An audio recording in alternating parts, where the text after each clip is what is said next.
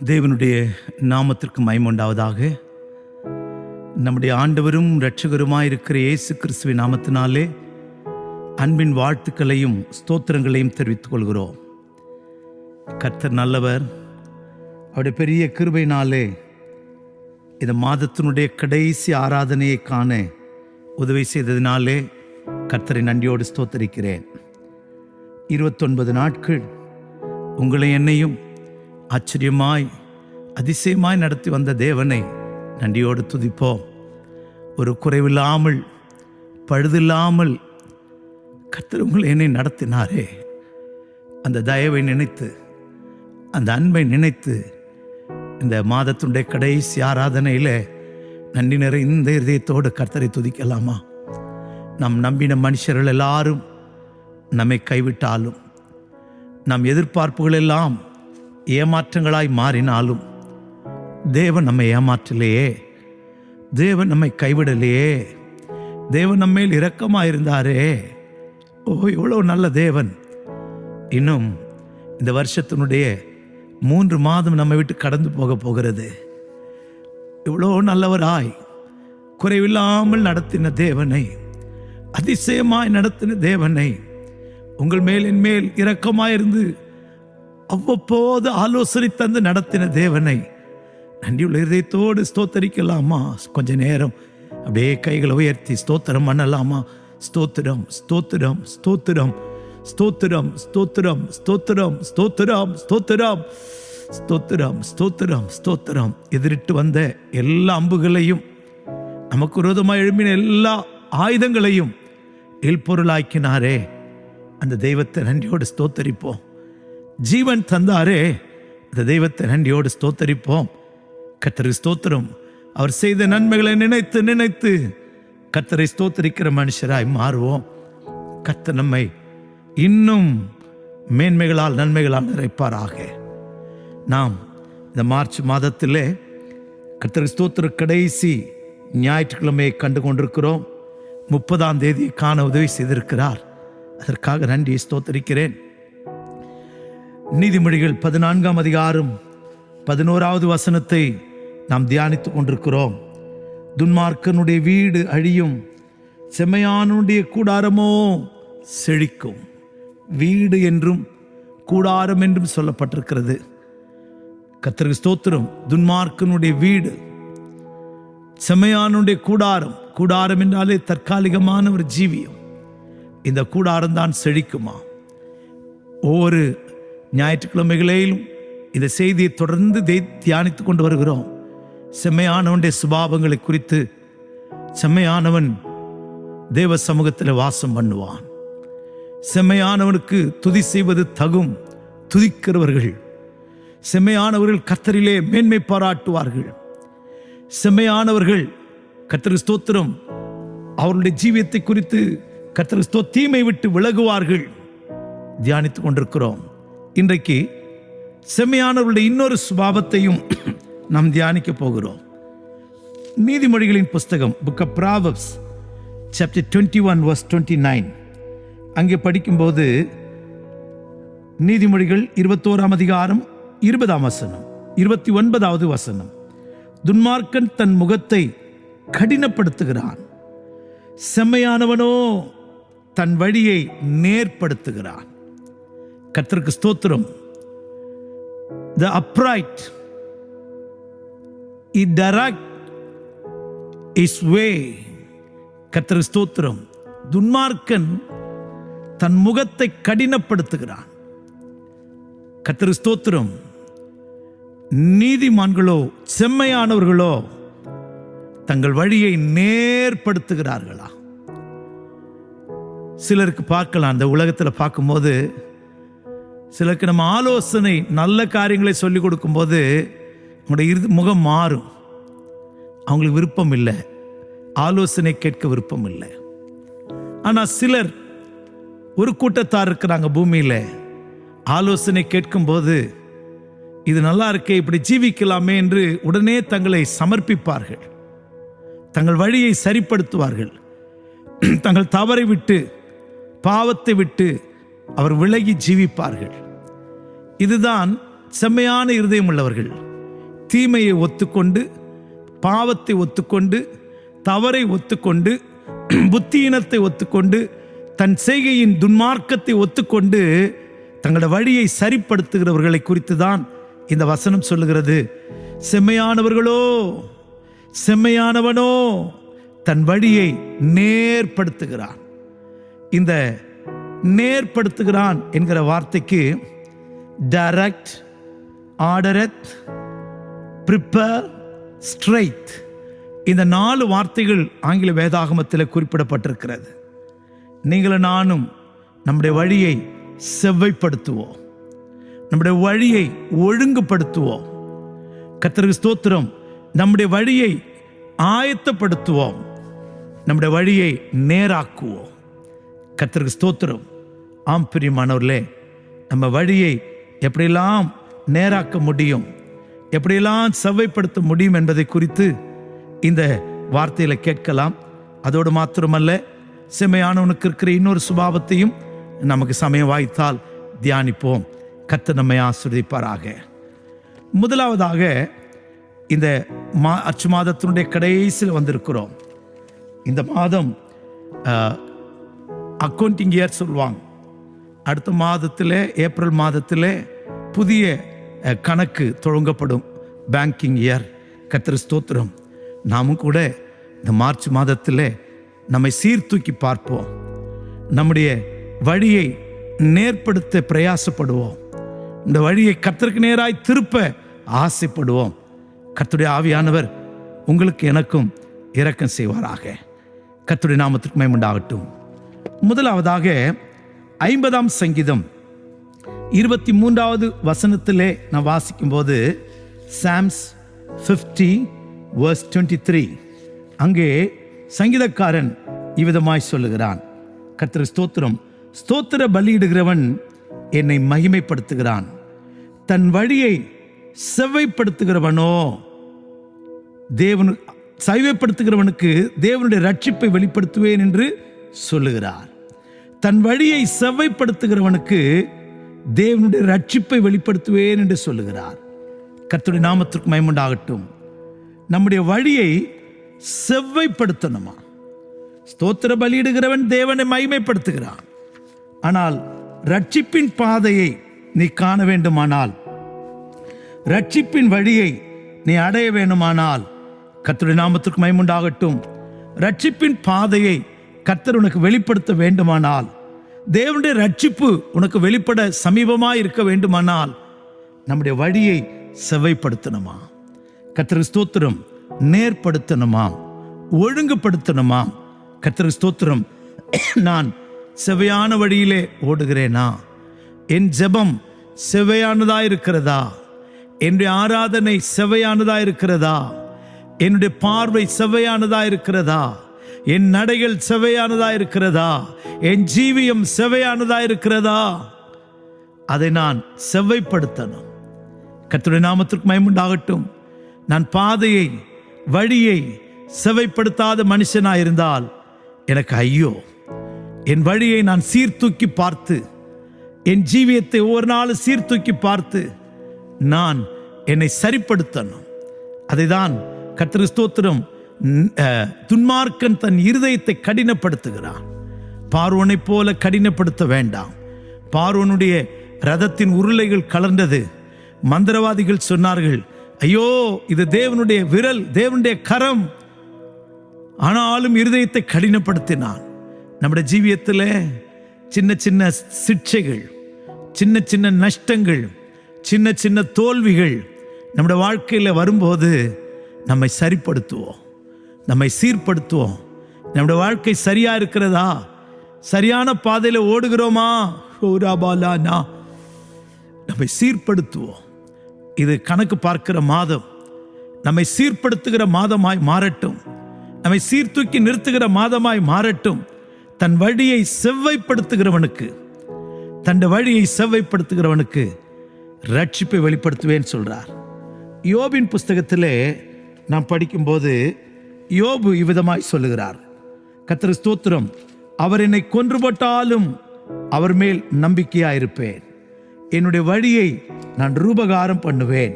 கர்த்தருக்கு ஸ்தோத்திரம். யோபின் புஸ்தகம், book of Job, chapter 13 verse 15. அவர் என்னை கொன்று போட்டாலும் அவர் மேல் நம்பிக்கையாயிருப்பேன், ஆனாலும் என் வழிகளை அவருக்கு முன்பாக ரூபகாரம் பண்ணுவேன். கர்த்தருடைய நாமத்திற்கு மகிமை உண்டாகட்டும். ரூபகாரம் பண்ணுவேன். மெயின்டைன் என்கிற வார்த்தை கேஜேவியில் சொல்லப்பட்டிருக்கு. என் வழியை செவ்வைப்படுத்துவேன், என் வழியை சீர்படுத்துவேன். என்னிலே குறைவு குற்றங்கள் இருக்குமானால் அதை கண்டுபிடித்து அதை நான் சீர்படுத்துவேன், சரியாய் மெயின்டைன் பண்ணுவேன். என்னை கொன்று போட்டாலும் பரவாயில்லை. கர்த்தருக்கு ஸ்தோத்திரம். சிநேகிதர் சொல்ல, இது தேவனுடைய கோபம், நீ பாவி என்றெல்லாம் சொல்லுகிற அந்த நேரம் தான் இது. அப்பதான் சொல்லுகிறான், அவர் என்னை கொன்று போட்டாலும் என் வழியை அவருக்கு முன்பாக ரூபகாரம் பண்ணுவேன். என் வழியை நான் விட்டு விலக மாட்டேன், என் உத்தமத்தை விட்டு விலக மாட்டேன், என் நீதியை நான் கெட்டியாய் பிடித்திருக்கிறேன். அவன் தன்னை சீர்தூக்கி பார்க்கிறான். அருமையானவர்களே, ரட்சிப்பு வெளிப்பட கர்த்தருக்கு ஸ்தோத்திரம். உன்னுடைய கூடாரம் செழிப்பாயிருக்க உங்களோட வழியையும் என்னுடைய வழியையும் நேர்படுத்துகிற மனுஷராய் நாம் மாறுவோம். கர்த்தருடைய நாமத்திற்கு மகிமை உண்டாகட்டும். இரண்டாவதாக, நீதிமொழிகளின் புஸ்தகம் 11ஆம் அதிகாரம் 5வது வசனத்திலே, ப்ராவர்ப்ஸ் சாப்டர் 11 verse 5 அங்கே படிக்கும்போது கர்த்தருக்கு ஸ்தோத்திரம் 11:5, உத்தமனுடைய நீதி அவன் வழியை செம்மைப்படுத்தும், துன்மார்க்கனோ துன்மார்க்கத்தினால் விழுவான்.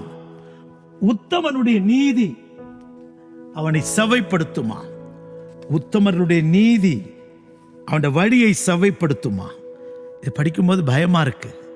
நான் உத்தமத்திலே ஜீவிக்கிற மனுஷனாயிருந்தால், நான் உத்தமத்தை கெட்டியாய் பிடித்திருக்கிறவனாயிருந்தால், நான் நீதி செய்கிறவனாயிருந்தால், என்னுடைய நீதி என்னை சரியான பாதையிலே, செவையான பாதையிலே அந்த நீதி என்னை கொண்டு போகுமா? ஆனால் அங்கே இன்னொரு வார்த்தை சொல்லப்பட்டிருக்கிறது, துன்மார்க்கனோ தன் துன்மார்க்கத்தினால் விழுவான். அப்படியானால் நான் நீதியாய் உத்தமமான நீதியை பின்பற்றி கொண்டு போகிற மனுஷனாயிருந்தால், உண்மையுள்ள மனுஷனாயிருந்தால், என் வழி செவ்வையாக்கப்படும், செவ்வைப்படுத்துகிற மனுஷனாய் மாறுவேன். செம்மையானவர்களோ தன் வழியை நேர்படுத்துகிறார்கள். கர்த்தருக்கு ஸ்தோத்திரம். செம்மையானுடைய கூடாரம் செழிக்கும். செம்மையானவர்களுக்கு கர்த்தருக்கு ஸ்தோத்திரம், அவன் வழி செவ்வைப்படுத்தப்படும். கர்த்தர் ரூட் கிளியர் பண்ணுவார். நான் இப்படி எடுத்துக்கொள்கிறேன். எல்லா தடைகளையும் மாற்றி கிளியர் பண்ணிட்டே இருப்பார். ரூட் கிளியர் பண்ணிட்டே இருப்பார். போயிட்டே இருப்போம் ஸ்ட்ரைட்டா, எந்த தடையும் இருக்காது. கர்த்தருக்கு ஸ்தோத்திரம். உத்தமத்திலே நாம் எப்படி இருக்கிறோம்? இருதயத்தை எப்படி செவ்வைப்படுத்துகிறோம்? இருதயம் கர்த்தருக்கு நேராய் திரும்பி இருக்கிறதா? உலகத்துக்கு நேராய் திரும்பி இருக்கிறதா? தேவன் ஆபிரகாமை உத்தமனாய் கண்டார். எனக்கு முன்பாய் உத்தமனாயிரு என்று ஆதியாகம புஸ்தகத்தில் எச்சரித்த தேவன், நெகேமியா இந்த ஆபிரகாமை குறித்து சொல்லும்போது, அவன் இருதயத்தை நீர் உத்தமமாய் கண்டதினாலே என்று 9ஆம் அதிகாரத்திலே நெகேமியா சொல்லுகிறார். கர்த்தருக்கு ஸ்தோத்திரம். ஆம் பிரியமானவர்களே, நாம் இருதயம் கர்த்தருக்கு நேராய் உத்தமமாய் உண்மையுள்ளதாய் இருக்க நம்மை ஒப்பு கொடுப்போம். நெகேமியா 9:8, அவன் இருதயத்தை உமக்கு முன்பாக உண்மையுள்ளதாக கண்டு, கானானியர், ஏத்தியர், எமோரியர், பெர்சியர், எபூசியர், கிர்காசருடைய தேசத்தை அவன் சந்ததிக்கு கொடுக்கும்படி அவனோடு உடன்படிக்கை பண்ணினே உம்முடைய வார்த்தைகளை நிறைவேற்றினீர். நீர் நீதி உள்ளவர். நம்முடைய இருதயம், நம்முடைய வழி செம்மையானதாக, அப்ரைட், உண்மையுள்ளதாக, நேருள்ளதாக உங்க ஜீவியம் இருக்குமானால், உனக்கு வாக்கு பண்ணினதை உனக்கும் உன் சந்ததிக்கும் கர்த்தர் நிறைவேற்றுவார். இதே நீதிமொழிகளின் புஸ்தகத்திலே 19ஆம் அதிகாரம் 3வது வசனத்திலே படிக்கும்போது, நீதிமொழிகள் 19:3 19:3 ப்ராவர்ப், மனுஷனுடைய மதியினம் அவன் வழியை தாறுமாறாக்கும், என்றாலும் அவன் மனம் கர்த்தருக்கு விரோதமாய் தாங்கள் அடையும். மனுஷனுடைய மதியினம் அவன் வழியை தாறுமாறாக்குமா? கர்த்தருக்கு ஸ்தோத்திரம். முன்பு 11ஆம் அதிகாரத்தில் என்ன படித்தோம்? உத்தமனுடைய நீதி அவன் வழியை செம்மையாக்கும், துன்மார்க்கனோ தன் முன்மார்க்கத்தினாலே விடுவான் என்று படித்தோம். ஆனால் இங்கே என்ன வாசிக்கிறோம்? மனுஷனுடைய மதியினம் அவன் வழியை தாறுமாறாக்குமா.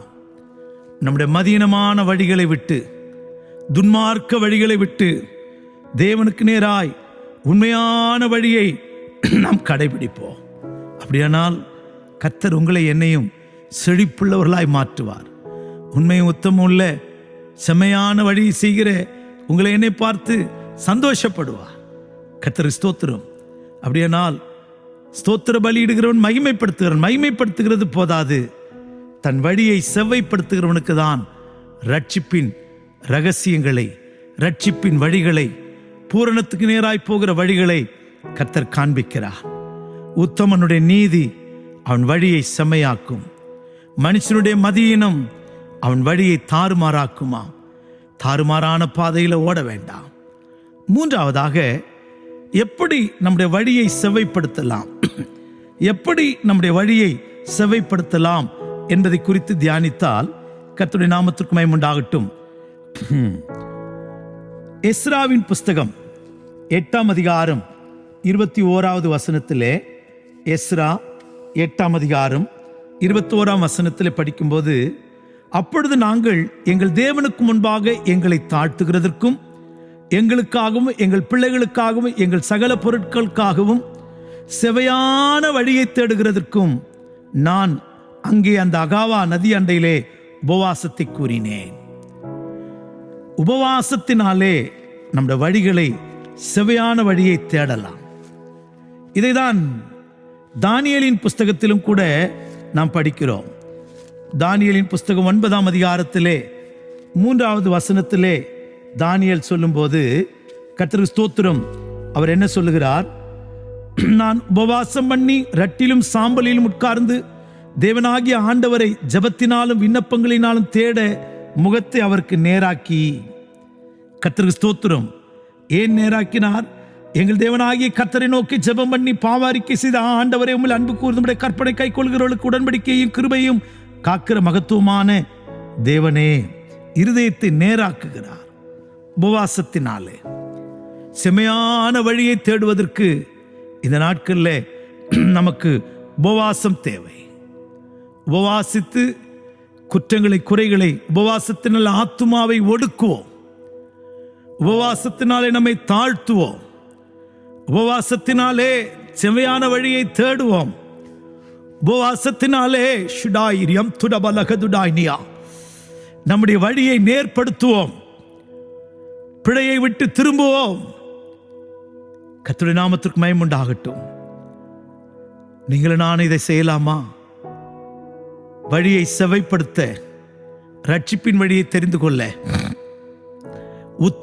உத்தமனுடைய நீதி அவனை வழியை செம்மையாக்கும், உத்தமர்களாய் ஜீவிக்க, மதீனத்தை விட்டு விலக, துன்மார்க்கத்தை விட்டு விலக கிருபை கேட்கலாமா? உபவாசம் பண்ணி நம்மள வந்ததான தோல்விகள், பலவீனங்களுக்காக மனஸ்தாபப்படலாமா? செவ்வையான வழியை தேடுவதற்கு உபவாசத்தை நியமிப்போமா? கர்த்தருக்கு ஸ்தோத்திரம். ஒரு கூட்டத்தாரை குறித்து 78ஆம் சங்கீதத்திலே கர்த்தருக்கு ஸ்தோத்திரம் ஆண்டவர் விதமாய் சொல்லுகிறார். 78ஆம் சங்கீதத்திலே அவங்க இருதயத்தை நேராக்கல, தங்களுடைய வழியை செவ்வைப்படுத்தல. 8வது வசனம், Psalm 78 verse 8, இருதயத்தை செவ்வைப்படுத்தாமலும் தேவனை உறுதியாய் பற்றி கொள்ளாமலும் இருந்த முரட்டாட்டமும் கலகமுள்ள சந்ததியாகிய தங்கள் பிதாக்களுக்கு அவர்கள் ஒப்புக்கொடாதபடிக்கு இவைகளை கட்டளையிட்டார். கர்த்தருக்கு ஸ்தோத்திரம்.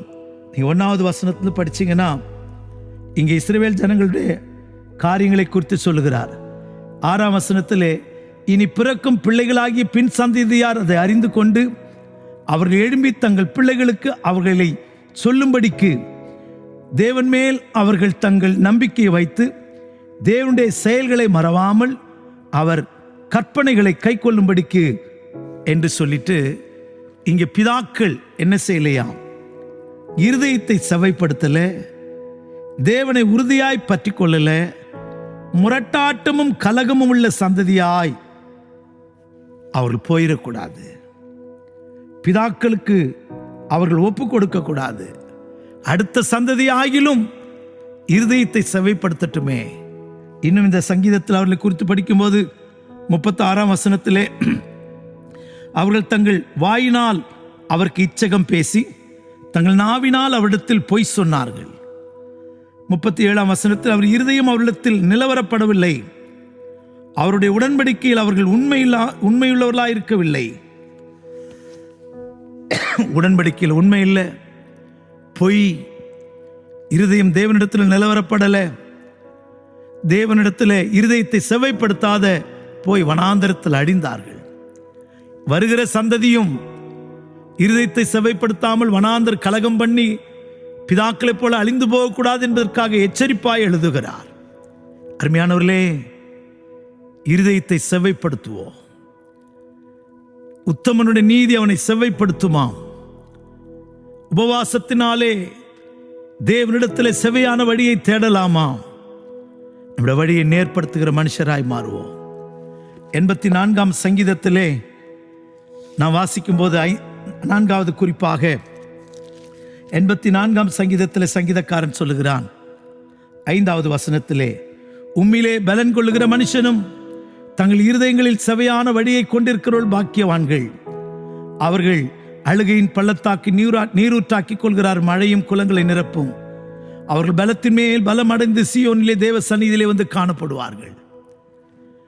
தங்களுடைய இருதயத்திலே செவையான வழியை வைத்திருக்கிற மனுஷன் அழுகையின் பள்ளத்தாக்கி உருவ கடந்து அவன் கர்த்தருக்கு ஸ்தோத்திரம் பலத்தின் மேல பலன் அடைந்து தேவ சந்நிதியிலே வந்து காணப்படுவானா. செவைப்படுத்துவோம். ரட்சிப்பின் வழி அறிவதற்கு, வழி உத்தமமாயிருப்பதற்கு, மதீனாத்தினாலே வழி தாறுமாறாய் போகாதபடிக்கு உபவாசத்தினாலே நம்முடைய வழியை செவைப்படுத்துவோம். சீயோனுக்கு நேராய் முகங்களை திருப்புவோம். இங்கே செம்மையானுடைய சுபாவங்களிலே ஒன்று, அவன் என்ன செய்கிறானா, செம்மையானவனோ தன் வழியை நேர்படுத்துகிறான், துன்மார்க்கன் இருதயத்தை கடினப்படுத்துகிறான். வசனங்கள் வரும்போது, தூதுகள் வரும்போது, தீர்க்க தரிசனங்கள் வரும்போது, கர்த்தருடைய வார்த்தை உன்னோடு பேசும்போது இருதயத்தை கடினப்படுத்துகிறாயா, இல்லாவிட்டால் வழியை செவ்வைப்படுத்துகிறாயா, உன் ஜீவியத்தை சரிப்படுத்துகிறாயா?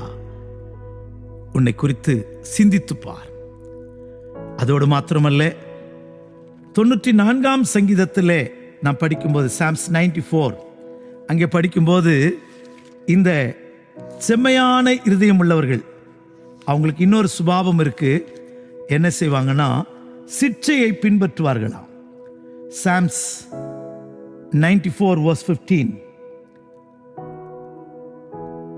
நியாயம் நீதியிடமாக திரும்பும், செம்மையான இருதயத்தார் யாவரும் அதை பின்பற்றுவார்கள்.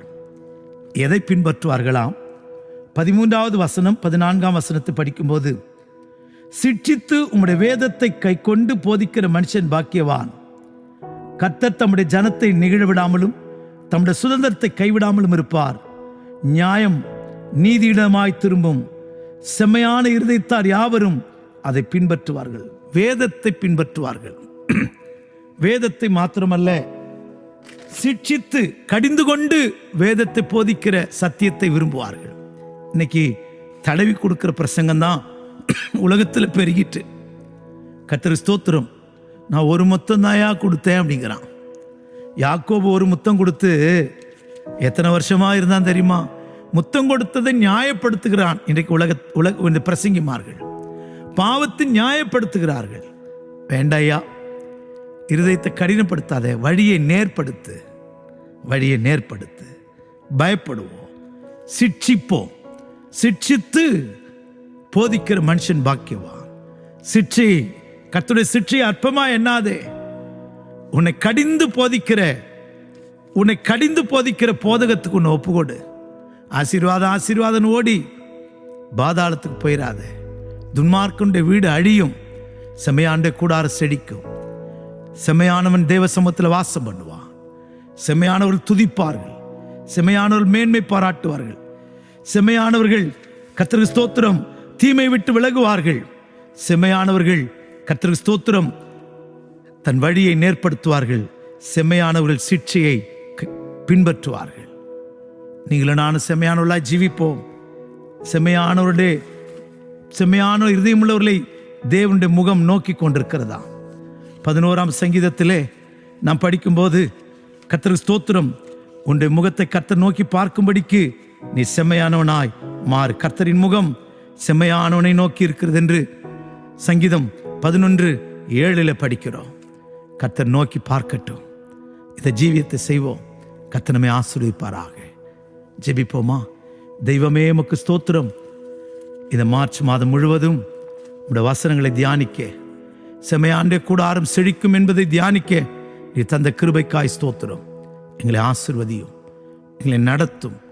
நாங்கள் செம்மையான இருதயம் உள்ளவர்களாய், தேவ சமூகத்தில் வாசம் பண்ணுகிறவர்களாய், நாவே துதிக்கிறவர்களாய், ஆண்டவரே மேன்மை பாராட்டுகிறவர்களாய், தீமை விட்டு விலகுகிறவர்களாய், ஐயா எங்கள் வழியை சரிப்படுத்துகிறவர்களாய், எல்லாவற்றுக்கும் மேலாய் சிட்சித்து போதிக்கிற போதனையை, வேதத்தை கை கொள்ளுகிறவர்களாய் எங்களை மாற்றும், எங்களை நடத்தும். இயேசுவின் நாமத்தில் ஜெபிக்கிறோம் நல்ல பிதாவே. ஆமேன், ஆமேன். கர்த்தர் உங்களோடு இருப்பார், உங்களை ஆசீர்வதிப்பார். கர்த்தருக்கு ஸ்தோத்திரம். Praise the Lord.